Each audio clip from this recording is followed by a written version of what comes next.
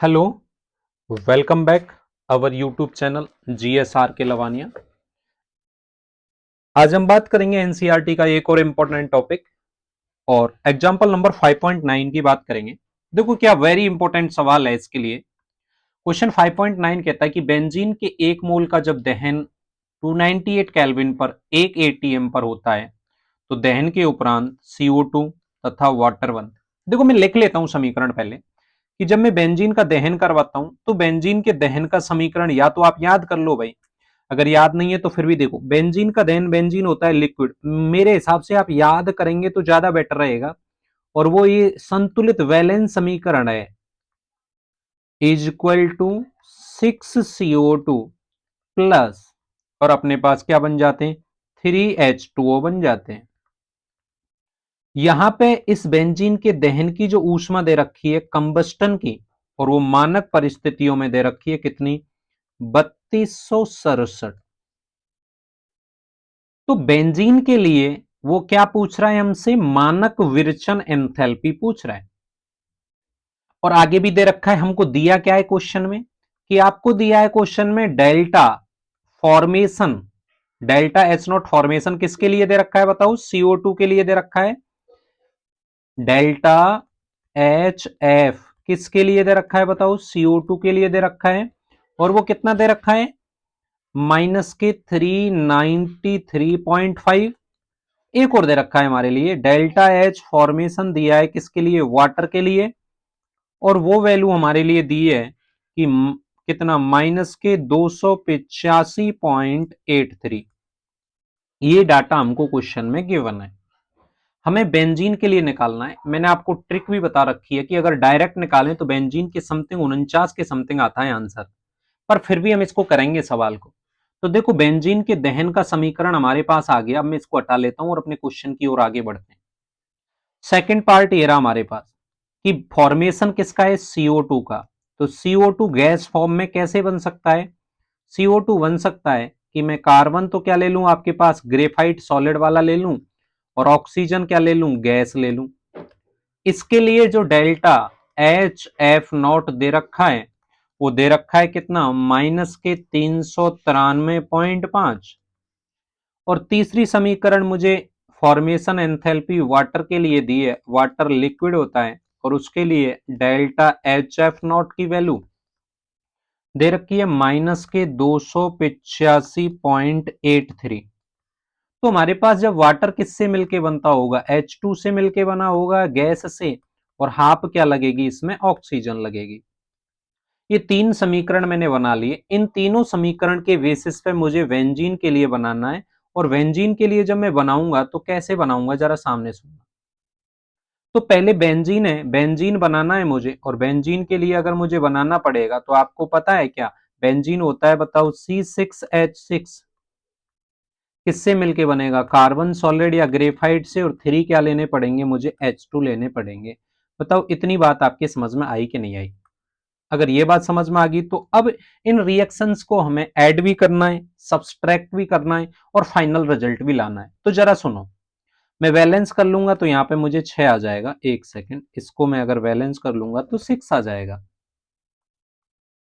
देखो मुझे 6 चाहिए, तो मैं क्यों ना इस इक्वेशन को किससे मल्टीप्लाई कर दूं, इस वाली इक्वेशन को मल्टीप्लाई कर दूं 6 से।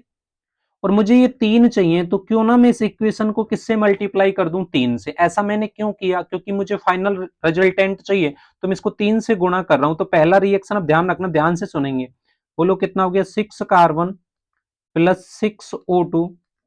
अगर मैंने इसको 6 से गुणा कर दिया है तो इज इक्वल टू 6CO2। और अब मैं इसको भी तो गुणा करूंगा 6 से, तो मैं अब डायरेक्ट वैल्यू लिख रहा हूं कि 6 से मैंने जैसे ही गुणा किया तो माइनस के कितना आ गया, ये 2361। क्या आ गया आंसर, किलो जूल। और कौन सा इनवर्स आ गया बताओ, मोल इनवर्स आ गया। दूसरी इक्वेशन मैंने की, इसको गुणा कर दिया 3 से, तो बोलना 3H2 प्लस 3 से गुणा किया तो कितना आ गया, 3/2O2। और इधर कितना आ गया बताओ, 3 से किया तो 3 क्या हो गया बताओ, H2O। 3H2 हो गया। तो इसके लिए डेल्टा H फॉर्मेशन वाली जो एंथैल्पी है, मैंने 3 से गुणा किया है इसको, तो माइनस के 857.49। और ये कौन सा हो जाएगा, किलो जूल, और कौन सा इनवर्स हो जाएगा, मोल इनवर्स हो जाएगा। मैंने इन दोनों रिएक्शंस को ऐड करना है। ऐड कैसे करेंगे देखो,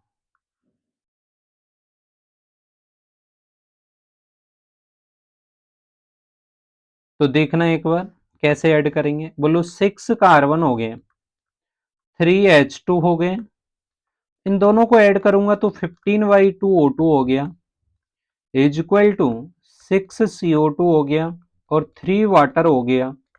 तो ये वाली भी चीज जुड़ जाएंगी, तो मैंने इनको फाइनल लिख दिया डेल्टा एच, और इनको ऐड कर दिया हमने, और वो वैल्यू आ गई कितनी, माइनस के 3218.49।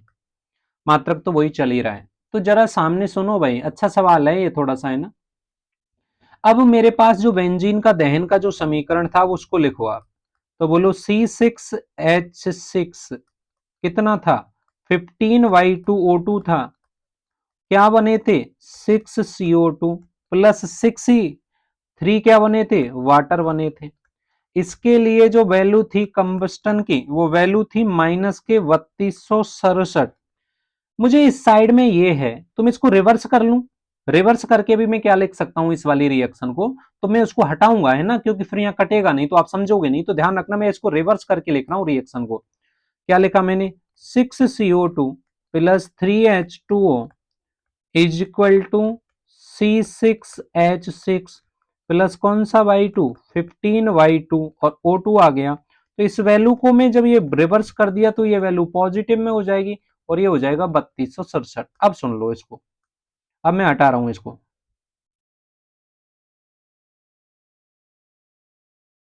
देखना एक बार, अब दोनों रिएक्शन को ऐड कर दो आप, तो देखो फाइनल रिजल्ट क्या मिलेगा, वही रिजल्ट मिलेगा जिसका आपको नीड था। कैसे, देखो ये ऐड करेंगे तो कट गया, ये 3/2 से 3/2 कट गया, कट गया। आप देखो 15/2 से 15/2 गया।